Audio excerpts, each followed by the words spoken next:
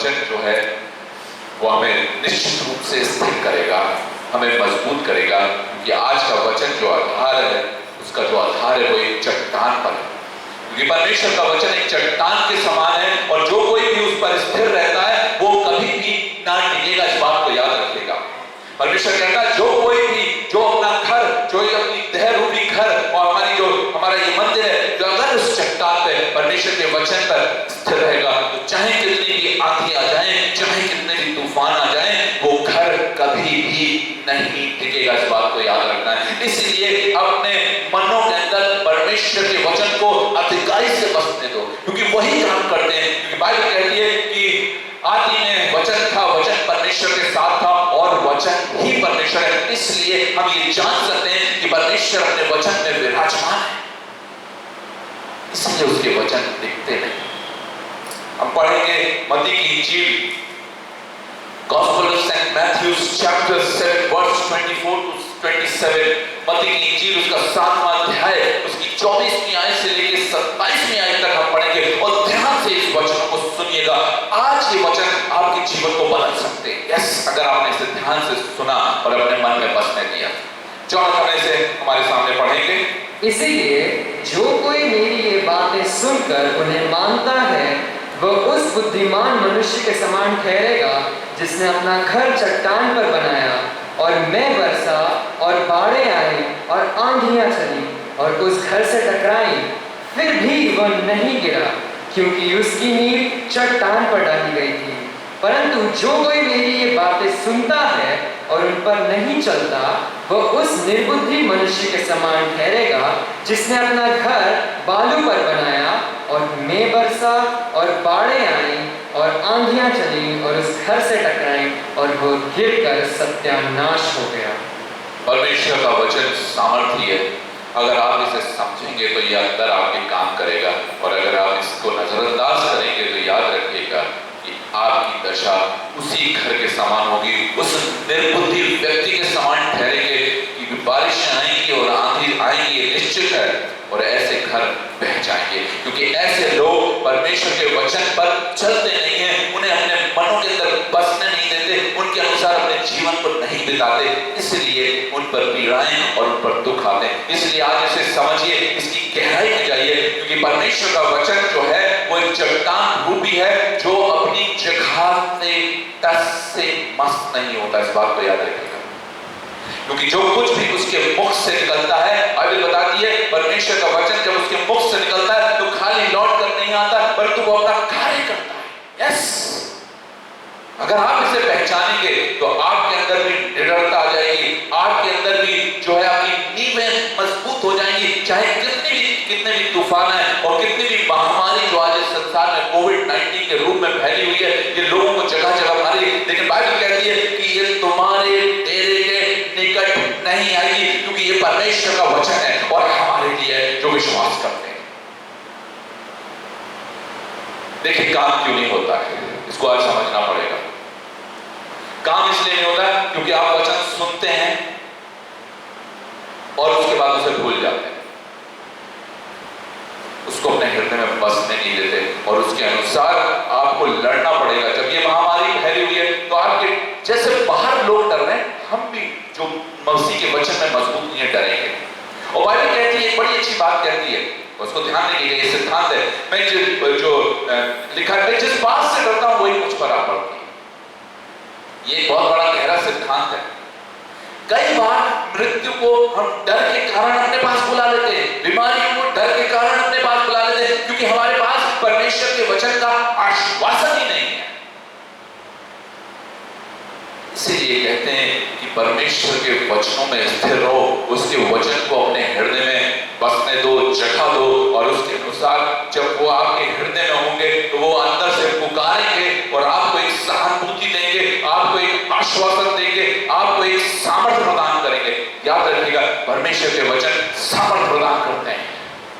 यदि वो हृदय में रहेंगे तो कभी भी किसी भी रूप में बह नहीं आएगा। और आप देखेंगे, जब आप किसी भी परिस्थिति में अगर अपने मन में कहेंगे नहीं ये परिस्थिति मेरा कुछ बिगाड़ नहीं सकती, वो आपके शरीर में, आपके जीवन में ज्यादा देर तक नहीं रह पाएगी, ज्यादा देर तक नहीं रह पाएगी। इस बात को याद रखिएगा। जब राजा कहता हूं कि यहोवा के नाम से तेरे पास आता हूं और परमेश्वर तुझे मेरे हाथों में कर देगा। और जब उसने पुकारा मन से और विश्वास करा तो बाइबल बताती है कि एक छोटे से पत्थर से, कंकड़ कहिए, उससे उसने इस बड़े जायंट को गिरा दिया। आप ये मत सोचिएगा कि मैं कमजोर हूं, आप ये मत सोचिएगा कि मेरे पास बल नहीं है, क्योंकि हमारा बल, हमारी सामर्थ हमारे पिता के अनुग्रह, प्रभु के अनुग्रह के द्वारा हमें बलवंत करती है। इसलिए हमारी छोटी सी भी ताकत जो है वो पहाड़ बन सकती है यदि हमने परमेश्वर के वचनों को अपने हृदय में अधिकाई से बसने दिया और उन्हें अपने जीवन में प्रोक्लेम करा। बोलना बहुत जरूरी होता है। लिखा है क्योंकि मैंने विश्वास किया इसलिए मैं बोला। राजा दाऊद ने विश्वास किया इसलिए उसने बोला, और जब उसने बोला तो परमेश्वर ने अपनी सामर्थ को भरपूरी से प्रकट करा। परमेश्वर की सामर्थ तभी उतरती है, परमेश्वर के कार्य तभी होते हैं जब आपके अंदर परमेश्वर के वचनों के प्रति विश्वास होता है। बाइबल विश्वास की परिभाषा बड़ी अच्छी बताती है। विश्वास आशा की हुई वस्तुओं का निश्चय है। निश्चय, निश्चय आपको अपने अंदर बनाना होगा, डेवलप करना। ये काम आपका है, ये परमेश्वर का नहीं है। विश्वास को अपने अंदर भरपाई से मजबूत करने का काम आपका है। विश्वास आशा की हुई वस्तुओं का क्या है? निश्चय है। जिन बातों को हम सोच रहे हैं, जो बातें परमेश्वर ने हमारे लिए कही गई हैं, जब आप कहते हैं मुझ पर कोई बीमारी नहीं आएगी, तो खाली बोलने से नहीं, निश्चय करने से होता है। निश्चय एक अटल और मजबूत स्टेप है जिसको कि आपके अपने मन के अंदर बोलना पड़ता है। हमें एक्चुअली लड़ना नहीं आता है, हमें उस दुष्ट के सामने खड़ा नहीं होना आता है, इसलिए हम गिर जाते हैं। लेकिन बाइबल फिर भी कहती है तुम 10 बार भी गिरोगे तो मैं तुम्हें उठा के खड़ा करूंगा, क्योंकि हम गिरने के द्वारा ही सीखते हैं। छोटा बच्चा जब पैदा होता है तो कितनी बार गिरता है, कितनी बार चलने का प्रयास करता है, लेकिन हम देखते हैं थोड़े ही दिनों में ऐसा भागने लगता है, ऐसा दौड़ने लगता है। याद रखिएगा, चाहिए कोई बात नहीं, गिरेंगे लेकिन परमेश्वर आपको उठा के खड़ा होगा। गिरने के बाद निराश मत होइए, याद रखिएगा, निराश मत होइए, क्योंकि हर एक गिरना निराशा को उत्पन्न करता है। ये बात निश्चित है कि जब आप गिरते हैं तो निराशा भी आती है। उसी निराशा को आपको मार के परमेश्वर के वचनों के आश्वासन के द्वारा अपने आप को एक बार फिर खड़ा करके फिर आगे बढ़ना है, तब परमेश्वर सामर्थ्य देता है।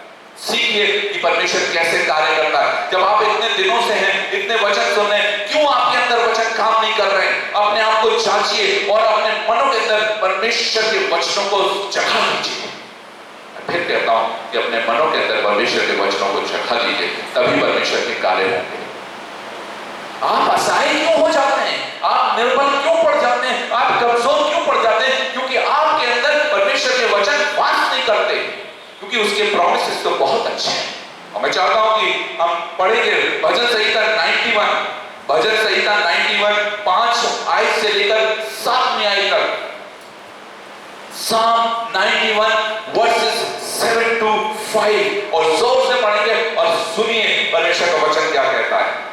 तू ना रात के भय से डरेगा और ना उस तीर से जो दिन को उजाड़ता है, ना उस मरी से जो अंधेरे में फैलती है, और ना उस महारोग से जो दिन दोपहरी को उजाड़ता है। तेरे निकट 1000 और तेरी दाहिनी ओर 10,000 गिरेंगे, परंतु वह तेरे पास ना आएगा।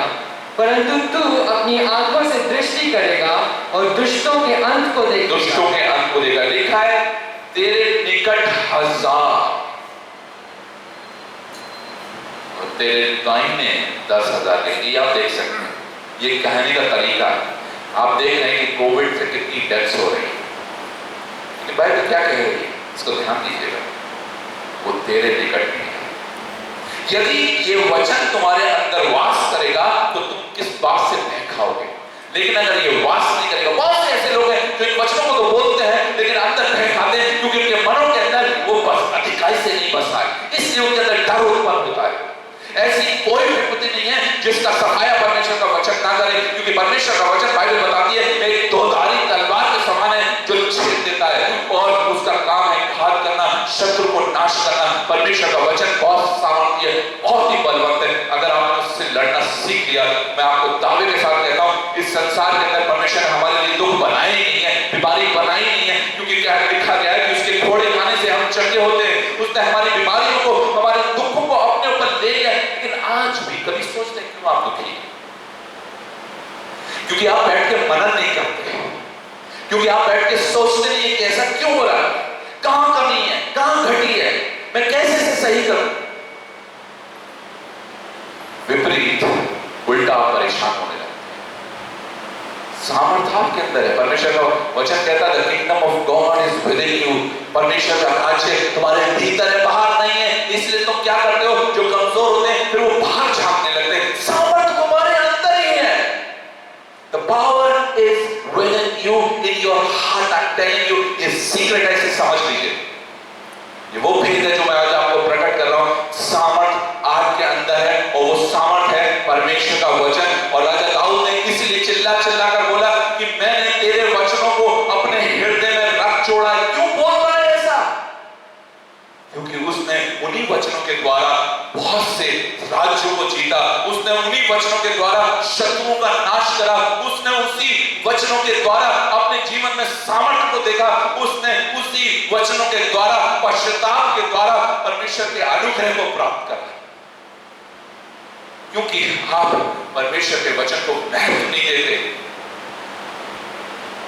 मैं फिर कहना चाहता हूं मेरे अजीजों, दोस्तों, जितने लोग हैं सुन रहे हैं, आप रिलीजियस मत बनिए, धर्म को मत पकड़िए, आप सच्चाई को जानिए, आत्मिक बनिए, क्योंकि परमेश्वर आत्मा है और वो आत्मा की आवाज सुनता है। यदि आपकी आत्मा नहीं चिल्लाएगी, यदि आपकी आत्मा उसके वचनों को पुकारेगी नहीं, तो निश्चित रूप से वो कभी भी काम नहीं करेगा। हमने बहुत से लोगों को देखा बड़ी बड़ी बातें करते हुए, लेकिन उनका अंत जो है निश्चित रूप से खराब होता है, बोलने से नहीं होता है। पौलुस पहले कह चुका है, परमेश्वर का राज्य बातों में नहीं है। बातें करना बहुत आसान है, बड़ी बातें बोलना बहुत आसान है, लेकिन विपत्ति के समय में परमेश्वर के वचन के अनुसार जीना वो सामर्थ का काम है। इसलिए कहता है कि परमेश्वर का राज्य बातों में नहीं परंतु सामर्थ में है। जब विपत्ति आए तो घबराओ नहीं, और आप घबराते मैं जानता हूं, क्योंकि आपके मनों के अंदर परमेश्वर का वचन वास ही नहीं करता है, वो सिर्फ मुंह पे है। किसी से भी पूछो प्रार्थना करते हैं, और प्रार्थना करते हो तो सामर्थ्य के काम क्यों नहीं होते हैं? लिखा है विश्वास की प्रार्थना से रोगी चंगा हो जाता है। विश्वास की प्रार्थना से जो है रोगी उठ के खड़ा हो जाएगा। विश्वास की प्रार्थना से बाइबल बताती है कि बारिश जो है रुक जाती है, और विश्वासी की प्रार्थना के द्वारा फिर से बारिश हो जाती है। प्रार्थना में सामर्थ्य है, क्योंकि प्रार्थना के द्वारा परमेश्वर अपनी अद्भुत सामर्थ्य को प्रकट करता है, लेकिन हम समझते नहीं है। मैं सबसे कहना चाहता हूं, समझिए, आज ये दिन परमेश्वर ने, आज ये विपत्ति संसार में इसलिए डाली है ताकि संसार ईश्वर को अर्थात परमेश्वर को अपने सृष्टिकर्ता को एक बार फिर याद करे, क्योंकि हम भूल बैठे हैं।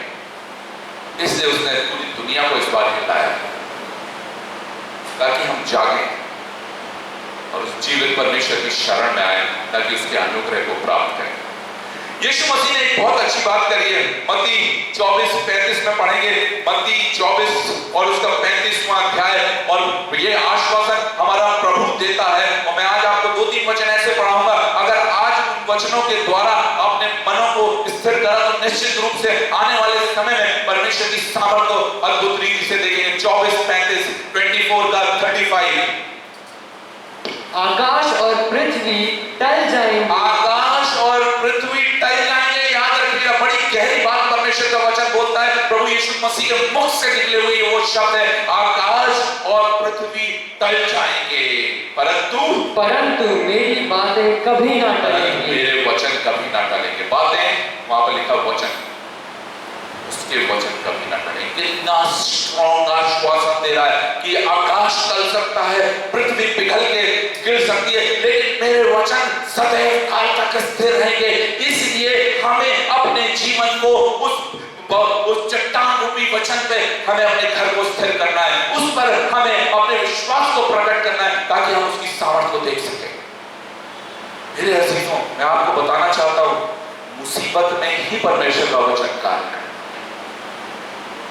जिस दिन आप सामर्थ्य हो जाएंगे, जिस दिन आप बलवंत हो जाएंगे, जिस दिन आप उसके वचनों में स्थिर हो जाएंगे, मुसीबत आपके चौखट के सामने नहीं आएगी।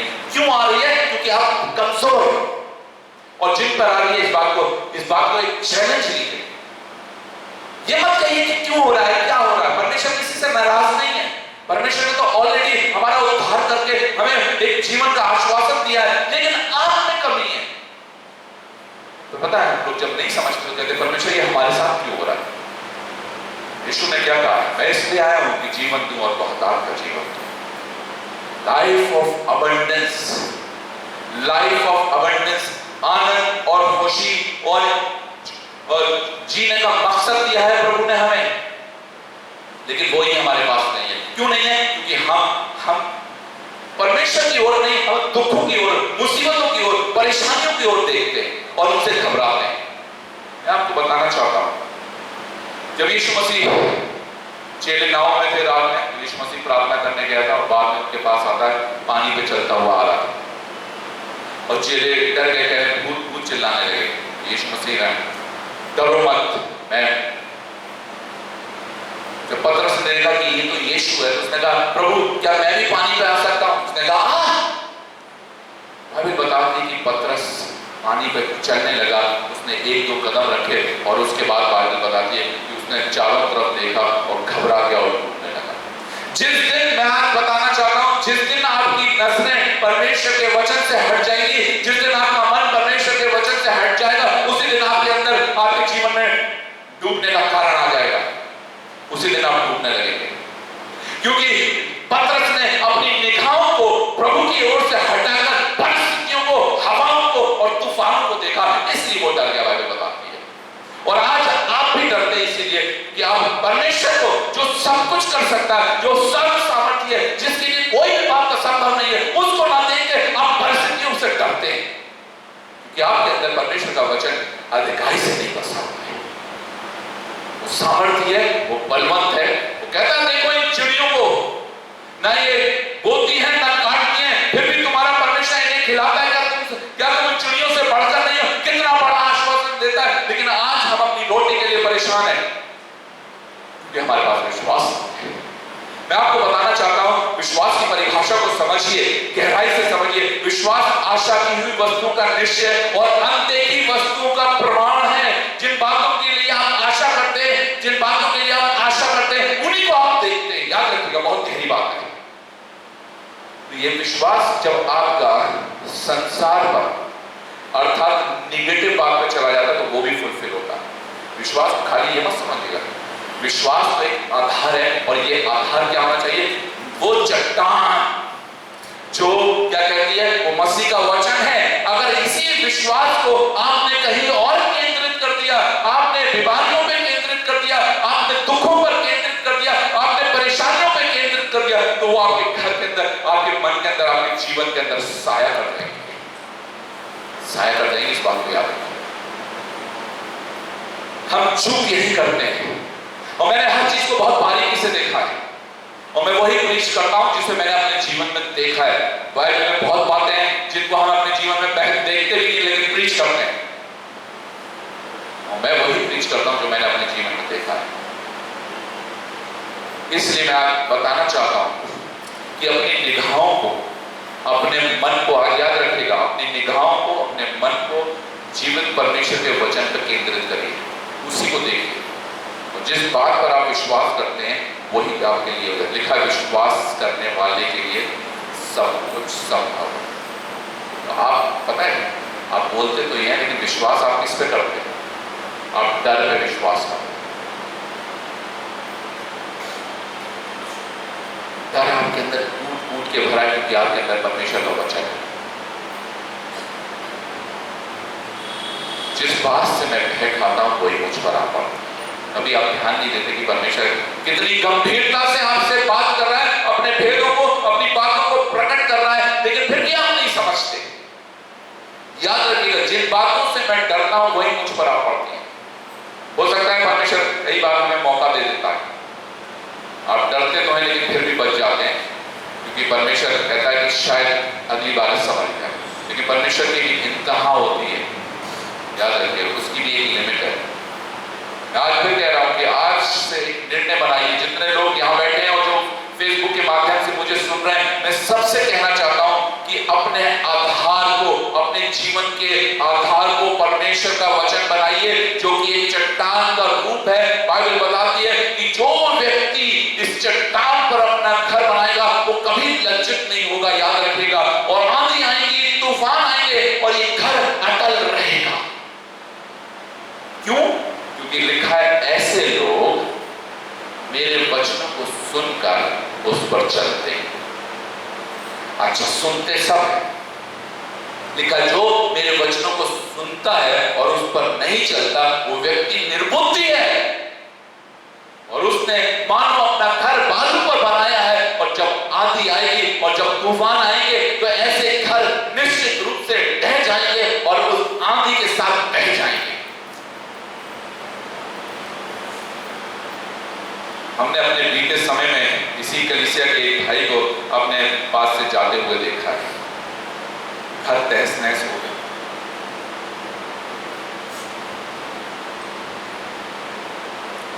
इसलिए किसी व्यक्ति को मत देखिए। हर व्यक्ति अपनी अपनी जगह पे कमजोर है, जिसका मतलब ये नहीं कि परमेश्वर छूटा है। परमेश्वर अपनी जगह अटल है और परमेश्वर अपनी जगह स्थिर है, लेकिन हम चूक जाते हैं, हम कमजोर हैं, हम परमेश्वर के वचन पर जो है मनन नहीं करते, उसके अनुसार चलते नहीं, उस पर भरोसा नहीं करते। बोलते तो हैं लेकिन भरोसा नहीं करते। इसलिए आज एक निर्णय लीजिए, और ये निर्णय आपको लेना, यही आपकी सामर्थ है। आपका निर्णय आपकी सामर्थ नहीं। मैं हर कीमत पे, हर सूरत पे परमेश्वर के वचनों को कभी नहीं छोड़ूंगा, क्योंकि वही जीवन का मूल स्रोत है। याद रखिएगा, लिखा है यीशु मसीह ने कहा आसमान टल जाएगा, पृथ्वी टल जाएगी, परंतु मेरे वचन कभी ना टलेंगे। मैं एक वचन और पढ़वाना चाहता हूं, मेरे साथ मेहरबानी से निकालेंगे यशायाह की पुस्तक, उसका 51वां अध्याय, यशायाह 51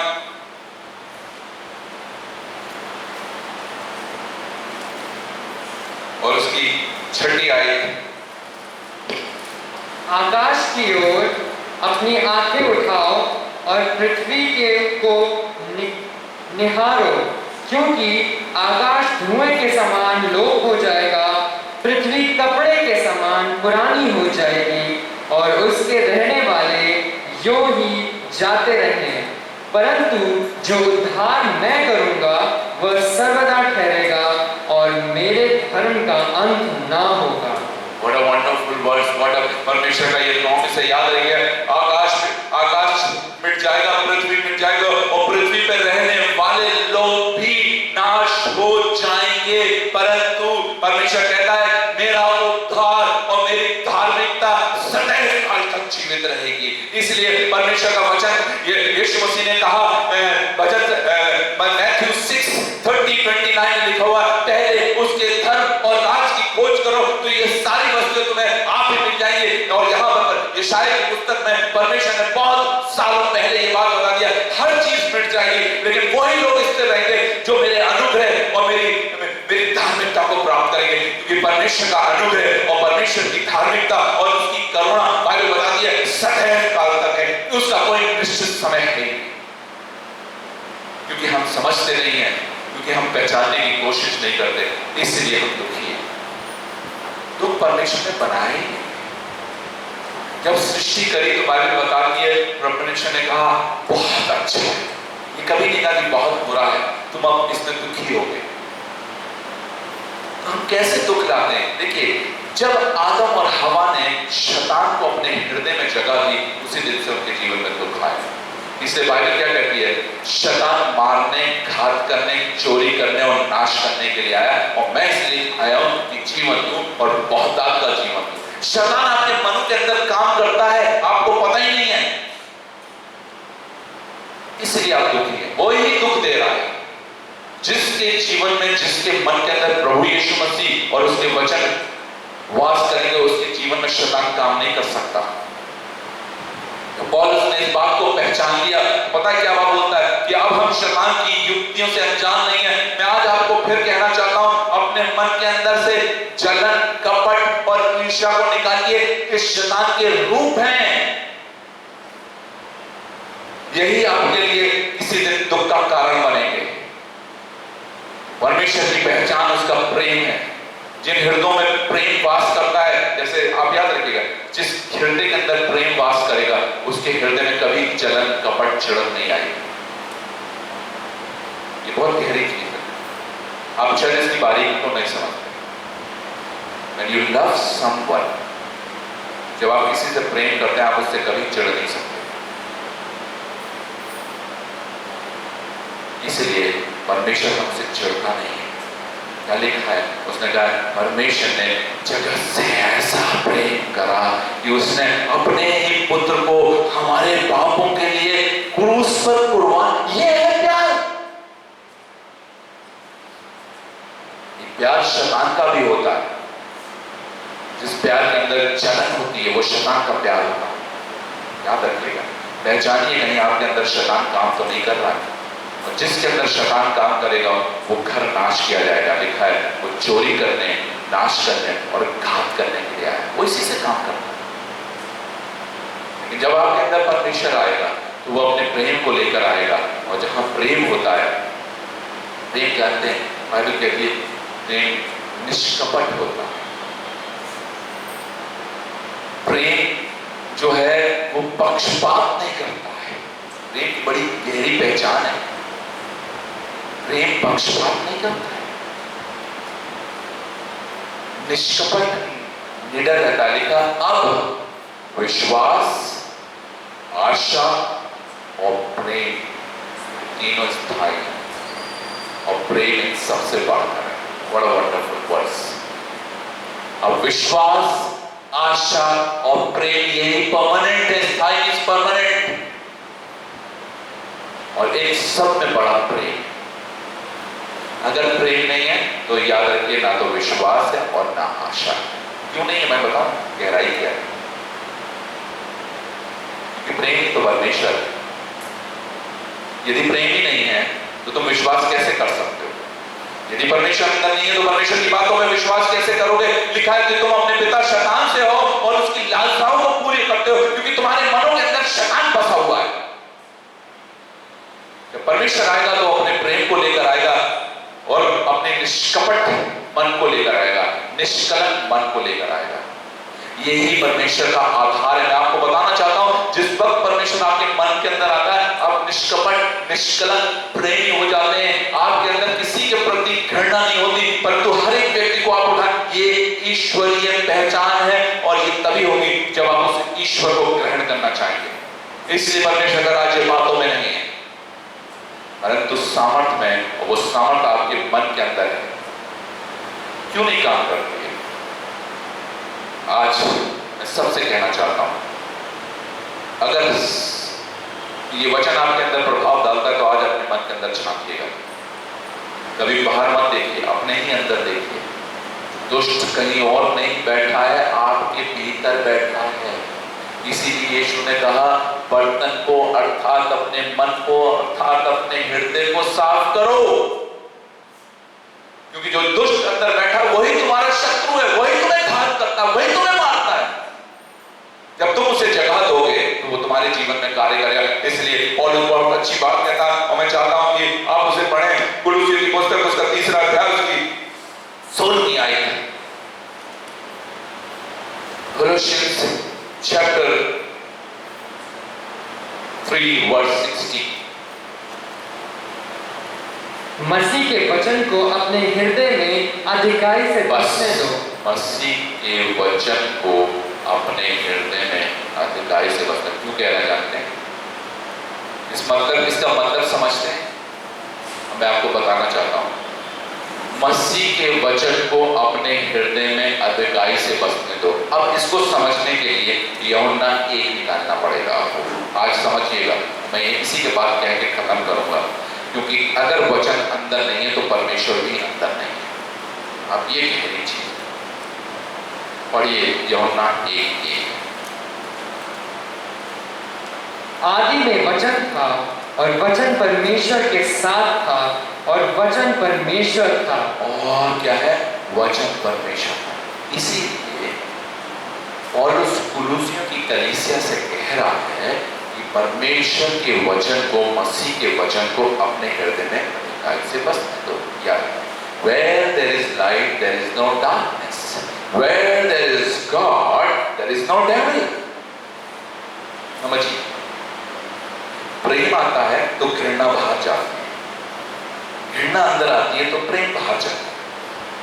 परमेश्वर का वचन अंदर आता है तो शैतान बाहर जाता है। He cannot survive when you have the word of God in your heart। अगर आपके जीवन में, आपके मन के अंदर परमेश्वर का वचन वास करेगा तो शैतान रह ही नहीं सकता।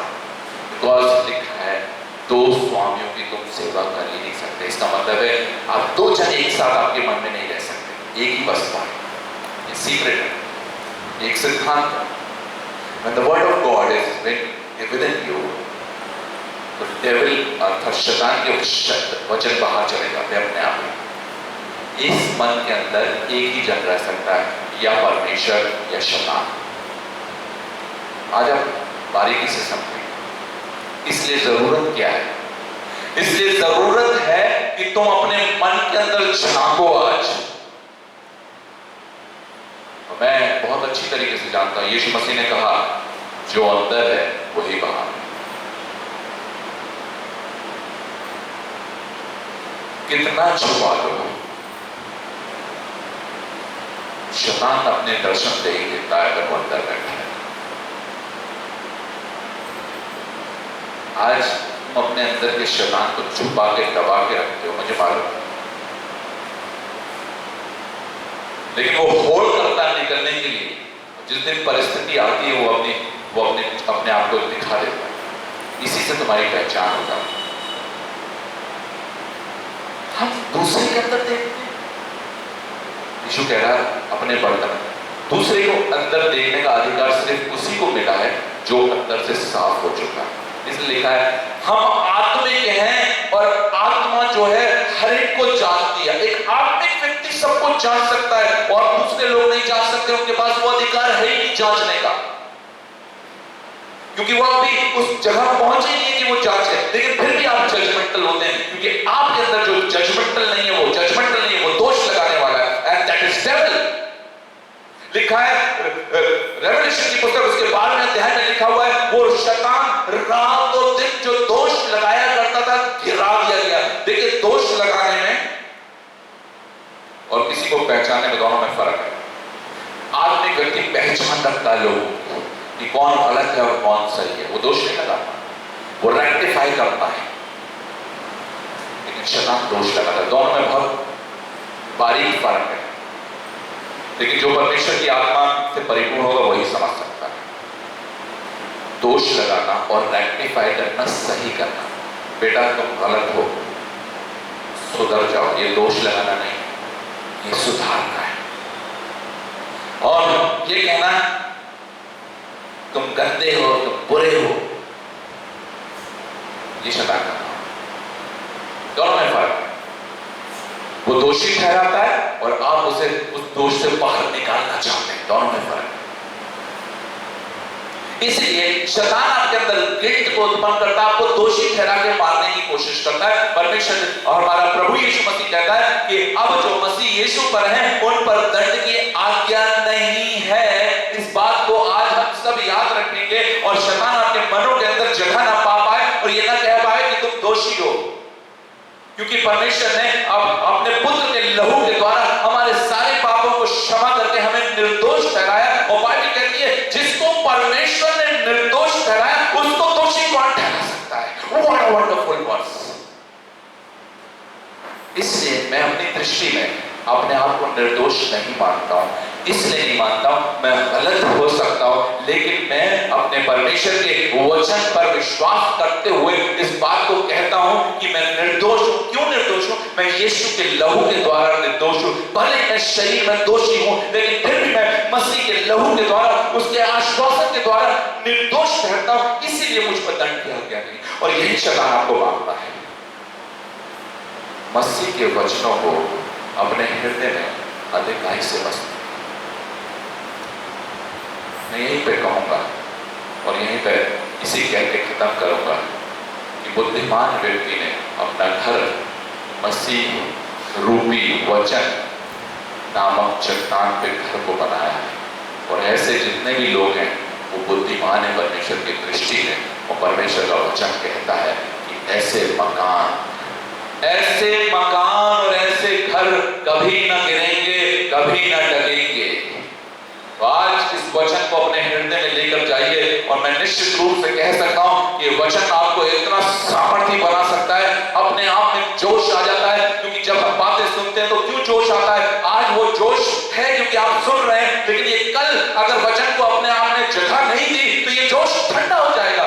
ऐसे जोश में आप कुछ भी कर सकते हैं। कितना जोश आ रहा होगा ये वचन सुन के, हाँ कोई शैतान मेरे सामने नहीं कर, कोई व्यक्ति, लेकिन जब ये वचन चला जाएगा तो अपने जोश को भी लेके चला जाएगा। इसलिए वो कहता है बुद्धिमान व्यक्ति जो है परमेश्वर के वचनों पर अपने मकान को बनाता है और उसकी नींव परमेश्वर के वचनों में स्थिर है। ऐसे घर कभी नहीं टिकेंगे। लिखा है आकाश टल जाएगा, पृथ्वी टल जाएगी, परंतु मेरे वचन कभी ना टलेंगे। What a wonderful God we have. Let us rejoice in. आइए हम उसमें आनंदित हों क्योंकि हमारा ऐसा सामर्थ्य परमेश्वर है जिसके पास सब कुछ है। लिखा है प्रभु यीशु मसीह को उसने क्या स्वर्ग और क्या पृथ्वी सब जगह पर अधिकार दिया है और बाइबल कहती है वो अधिकार उसने कलीसिया को दिया है। यदि हम अपने अधिकार को ना पहचाने तो इसमें परमेश्वर का कोई दोष नहीं। अगर आप दुखी हो, मसीह में रहते हुए भी दुखी हो, तो इसका मतलब है कि तुम उसकी पहचान में जड़ नहीं हो पाते। मैं जानता हूं परमेश्वर की सामर्थ कितनी बड़ी। इसी के साथ मैं आज इस वचन को यहीं पर खत्म करता हूं और वचन जो है आज आपके हृदय में अधिकारी से बसे।